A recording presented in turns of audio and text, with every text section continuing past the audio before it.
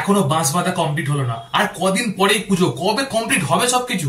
এখান থেকে এন্ট্রিটা করেছে, আরে এখান দিয়ে এন্ট্রি করা লোকে সোজা ঢুকবে, ঠাকুর থেকে বেরিয়ে যাবে। এটা চলে কখনো? ঘেও তাড়াতাড়ি এখানটা। আর এদিকে 5 কিলোমিটার দূর অব্দি বাঁশ দিয়ে ব্যারিকেড দাও, আর আমাদের ভলেন্টিয়ারের ছেলেগুলোকে বলো দড়ি দিয়ে যেন ঠিক মতো লোকজনকে আটকায়। আরে 2-3 ঘন্টা লোকে একটুখানি এর গোতা খেয়েও ঠেলা খেয়ে লাইনে না দাঁড়িয়ে প্যান্ডেলে না ঢুকলে আমাদের প্যান্ডেলের রেপুটেশন থাকবে? শোনো, এন্ট্রি যদি এদিক দিয়ে হয় তাহলে এক্সিট একবার প্যান্ডেলের পিছন দিক দিয়ে হবে, এমন ভাবে এক্সিট করাতে হবে যেন ঘুরে ঘাড়ে লোক আবার এই প্যান্ডেলের সামনে দিয়ে যায়। ভলেন্টিয়ার গুলো কোথায় গেল? ওই তো ওই ওই শোন শোন, বলছি পুজোর সময় প্যান্ডেলে লোক ঢুকতে না ঢুকতেই এগিয়ে যান, দাঁড়াবেন না বলে কানের সামনে বাঁশি বাজিয়ে তাদেরকে অতিষ্ঠ করার ট্রেনিংটা ঠিকঠাক ভাবে চলছে তো তোদের? দেখিস পুজোর সময় যেন কোনো ভুল ভ্রান্তি না হয়, 2 সেকেন্ডের বেশি কেউ যেন প্যান্ডেলে দাঁড়াতে না পারে। আর শোন, ওই যে এখানে পাখাগুলো দাঁড় করানো থাকবে, ওটা ভলেন্টিয়ারকে সেখানে দাঁড় করিয়ে দিবি। কেউ যদি হাওয়া খেতে দাঁড়িয়ে থাকে সেখানে পিছনে লাথি মেরে যেন তাদেরকে বের করে দেয়। ভিআইপি পাস মাত্র 150 টাকা।